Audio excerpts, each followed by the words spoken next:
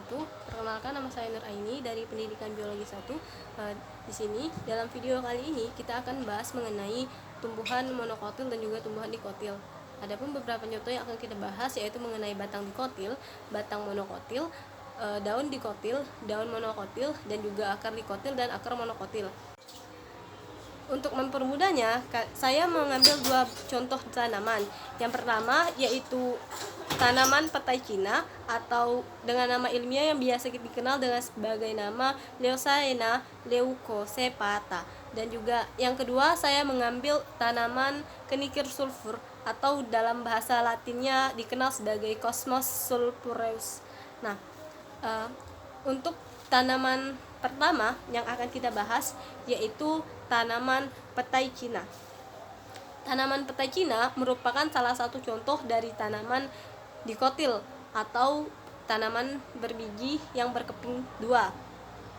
Tanaman petai Cina termasuk golongan kingdom Plantae dengan divisi Spermatophyta dan juga dengan kelas Dicotyledon dan juga ordo Fabules dengan familinya Mimosaceae dan genus Leucaena dengan spesies Leucaena glucae lamotoro. Nah, dia termasuk ke dalam tumbuhan dikotil karena memiliki akar tunggang. Jadi yang pertama kita akan bahas mengenai akar tunggang. Jadi tanaman petai Cina ini memiliki akar tunggang. Dia disebut sebagai akar tunggang karena akarnya ini satu dan tumbuh ke bawah serta tidak berserabut. Tanaman akar tunggang ini memiliki batang dikotil dengan bentuk batang yang lurus dan juga bercabang, dan juga karena ini masih kecil maka warnanya masih hijau. Selanjutnya untuk daun, dia juga termasuk ke dalam golongan daun dikotil karena bentuknya lonjong dan sedikit bundar, teksturnya halus dan berwarna hijau karena mengandung klorofil. Selanjutnya kita ada yang namanya tanaman kenikir sulfur atau kalau bahasa daerahnya kita kenal dengan bunga tahi ayam. Nah, jadi kenikir sulfur atau Cosmos sulfur ini memiliki akar serabut. Dia dikatakan akar serabut karena akarnya ini berserabut, dia memanjang dan juga bercabang-cabang. Teksturnya lembut, tidak sekeras dengan tekstur akar tunggang tadi, dan juga tipis dan tumbuh merambat ke bawah. Untuk akarnya sendiri, karena ia juga masih tumbuhan yang kecil, dia warnanya juga masih hijau. Ini termasuk ke dalam tumbuhan monokotil karena akarnya tidak bercabang serta memiliki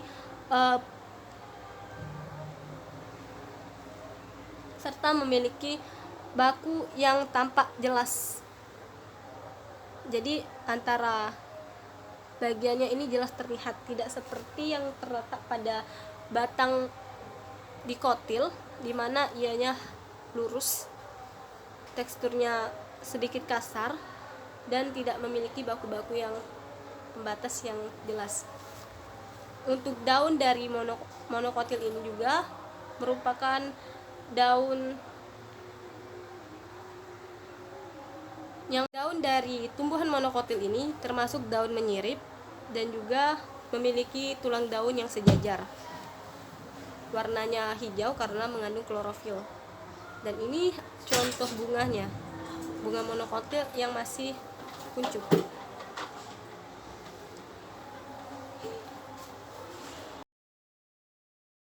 Assalamualaikum warahmatullahi wabarakatuh. Selamat pagi sahabat biologi. Kali ini kita akan membahas mengenai tanaman dikotil dan juga tanaman monokotil. Apa sih itu tanaman dikotil? Tanaman dikotil merupakan tanaman yang berkeping dua, sedangkan tanaman monokotil adalah tanaman berkeping satu.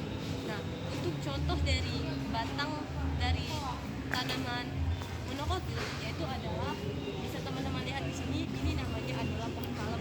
Nah, mengapa sih pohon ini dikatakan sebagai tanaman monokotil atau batang monokotil? Nah, teman-teman bisa kembali ke definisi sebelumnya, yaitu tanaman monokotil merupakan tanaman yang tidak bercabang.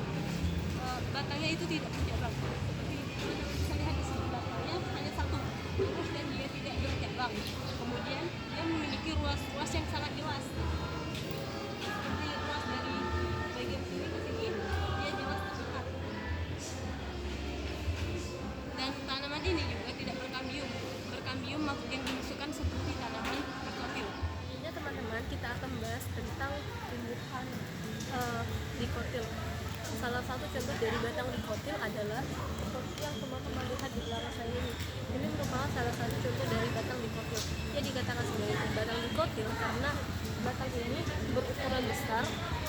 tidak memiliki ruas-ruas yang nyata seperti yang terletak pada batang monokotil yang sudah saya jelaskan sebelumnya. Nah, batang dikotil ini juga tidak memiliki batang dikotil ini juga memiliki ruas-ruas, bisa teman-teman lihat di atas. Selanjutnya kita akan bahas tentang akar dari tanaman. Nah, akar dari tanaman itu dibagi menjadi dua, yaitu akar tunggang dan juga akar serabut. Nah, yang pertama kita akan bahas terlebih dahulu yaitu adalah akar serabut. Akar serabut ini merupakan akar dari salah satu bunga yang ada di lingkungan sekitar saya, atau bisa kita kenal sebagai tanaman bunga tahi ayam. Nah, dengan nama latinnya yaitu Lantana camara. Nah, ini adalah contoh dari bunganya. Bunga ini merupakan salah satu contoh dari tanaman monokotil, yang mana bisa teman-teman lihat, dan daunnya juga merupakan daun monokotil, dan ini adalah akarnya, akar serabut. Ia dikatakan akar serabut karena memiliki serat-serat yang berserabut. Baiklah teman-teman, selanjutnya kita akan membahas mengenai bunga dikotil. Nah, salah satu contoh dari bunga dikotil yaitu adalah melati hutan, seperti yang bisa teman-teman lihat di sini. Ini adalah melati hutan. Nah, dia dikatakan sebagai tumbuhan dikotil karena memiliki bunga dengan kelopak berkelipatan 5. Bisa teman-teman lihat ada 1, 2, 3, 4, dan 5.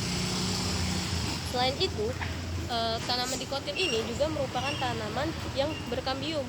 Saya rasa hanya itu yang dapat saya sampaikan. Mohon maaf apabila terdapat banyak sekali kesalahan. Lebih dan kurang saya mohon maaf kepada Allah, saya mohon ampun. Akhir kata saya ucapkan assalamualaikum warahmatullahi wabarakatuh.